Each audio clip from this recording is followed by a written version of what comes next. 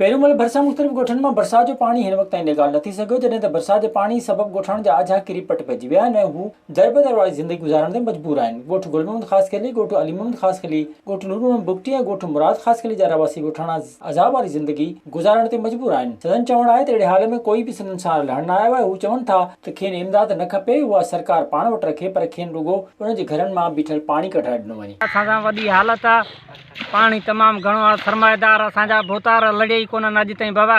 असांजा वॾी मुश्किलात आहे, न की असांखे ॿेड़ी ॾिनी वञे, न की कुझु असांखे इमदाद बि कोन्ह थो, कुझु का शइ कोन्ह थी खपे। असां सां बसि रुई पाणी कढायो वञे, इहा हिननि जी महिरबानी थींदी बाबा। मुंहिंजा बचा किथे, मुंहिंजो पोड़ो किथे, माल मुंहिंजो किथे, दरबदर आहियां।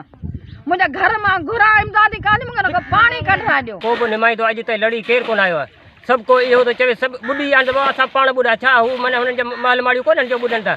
असां ग़रीबनि जा माना कखावा घर जो कनि उहे लुड़ी आहिनि, माना असां ॿुॾूं कोन था, माना हू ॿुॾी आहिनि। ॻोठाण मुतालबो कयो त फौरी तौर ते पाणी निकाल कराए उन्हनि खे अज़ाब मां छुटकारो ॾियारियो वञे। विज़िट कयो अवामी आवाज़ मीडिया ग्रुप जी वेबसाइट awamiawaz.pk।